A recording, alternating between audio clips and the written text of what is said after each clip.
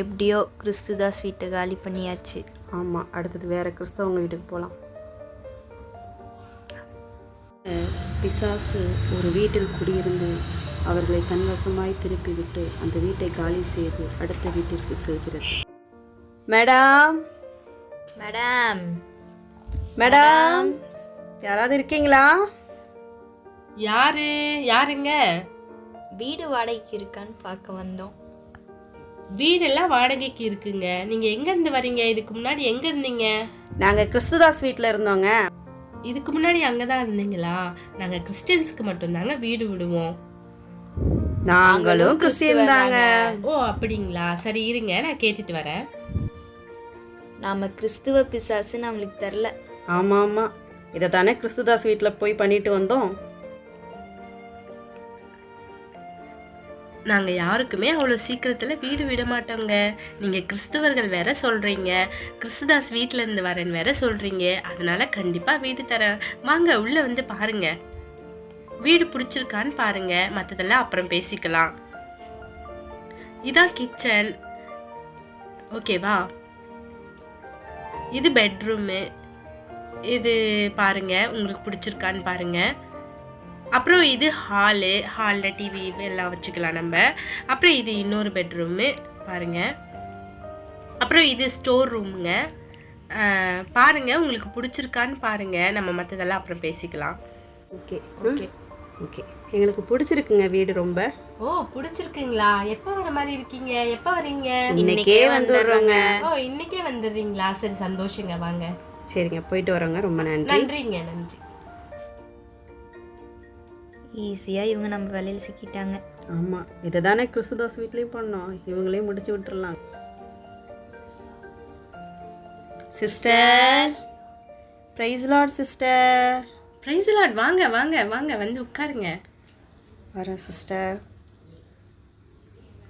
உட்காருங்க சிஸ்டர். உங்கள் வீடு எங்களுக்கு ரொம்ப பிடிச்சிருக்கு, ரொம்ப கம்ஃபர்டபுளாக இருக்குங்க சிஸ்டர். ஓ அப்படிங்களா? ரொம்ப சந்தோஷங்க. அப்புறம் குழந்தைங்களா இல்லையா?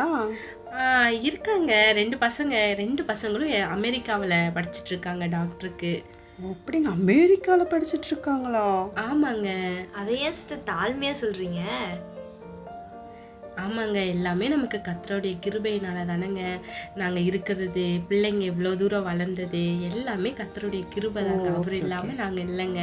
அப்படிங்களா? ஆனாலும் நீங்கள் இப்படிலாம் தாழ்மையாக இருக்கக்கூடாதுங்க. அமெரிக்காவில் இருக்காங்க, கெத்த சொல்ல வேண்டாம். அது எவ்வளோ பெரிய பொசிஷன், டாக்டர்.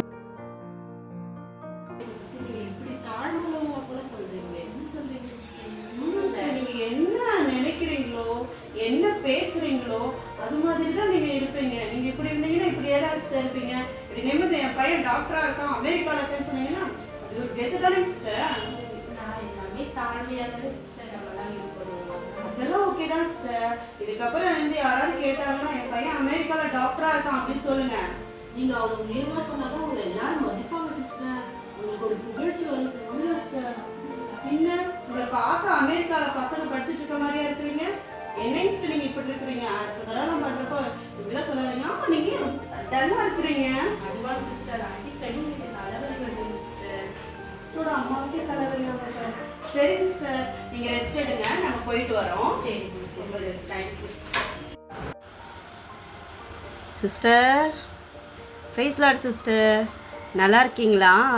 Price lord. வாங்க உட்காருங்க உட்காருங்க. உட்கார்றோம் சிஸ்டர். ஆளே மாறிட்டீங்க சிஸ்டர். ஓ அப்படிங்களா? தெரியாதா? என் பையன் எங்கே இருக்கான்னு தெரியுமா? வெளிநாட்டில் அமெரிக்காவில் இருக்கிறான், டாக்டராக இருக்கான்னு தெரியுங்களா? டாக்டருடைய அம்மான்னு எனக்கு சொல்லும் போது இப்போல்லாம் ரொம்ப பெருமையாக இருக்குதுங்க. டாப் ஸ்டார் மாதிரி மாறிட்டேன் பார்த்தீங்களா? நான் ட்ரெஸ்ஸு, சாப்பாடு, வீடு எல்லாமே மாறிட்டாங்க. இப்போல்லாம் நான் டாக்டருடைய அம்மாங்க. பார்த்தீங்களா எப்படி இருக்குன்னு? சூப்பராக நான் பேசுறது நடக்கிறது இப்படி தாங்க இருக்கணும். ஆமாங்க, நான் பேசுறது நடக்கிறது கூட சொன்னீங்க. இதுக்கெல்லாம் காரணம் நீங்க தாங்க. நம்மள மாதிரியே மாறிட்டாங்க. சரி சிஸ்டர், தலைவலின்னு சொன்னீங்க இல்லையா, கசாயம் கொண்டு வந்திருக்கேன். ஓகேங்க, இது கொஞ்சம் குடிங்க. கொஞ்சம் மயக்க வர மாதிரி இருக்கும், ஆனா பரவாயில்ல. சரிங்களா? குடிச்சுங்க, நாங்க வரோம். ஓகேங்க ஓகேங்க. அந்த கஷாயம் குடிக்க மறந்தாச்சு. கஷாயத்தை ஃபஸ்ட்டு குடிப்போம். இங்கே தான் இருக்கா? பார்க்கவே இவ்வளோ நல்லா இருக்கே. குடிப்போம் குடிப்போம்.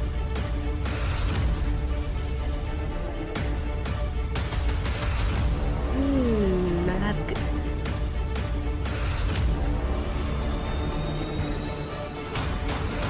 லைட்டாக கசக்கிற மாதிரி தான் இருக்கு, ஆனாலும் ஓகே தான். என்ன லைட்டாக தலை வலிக்கிற மாதிரி இருக்கு. சோ என்னடா மயக்க வர மாதிரி இருக்கு. வீடே ஒரே இருட்டா தெரியுதே. நம்ம வீடு தானா இது? என்ன இது தலை வலிக்கிற மாதிரி இருக்கா? ஐயோ மயக்கமா வருது.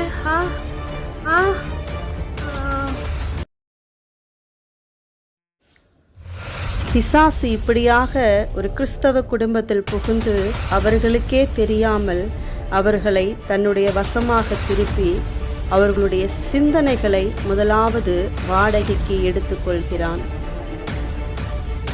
அடுத்ததாக அவர்களுடைய நடக்கையையும் வாடகைக்கு எடுத்துக்கொள்கிறான். அவர்களுடைய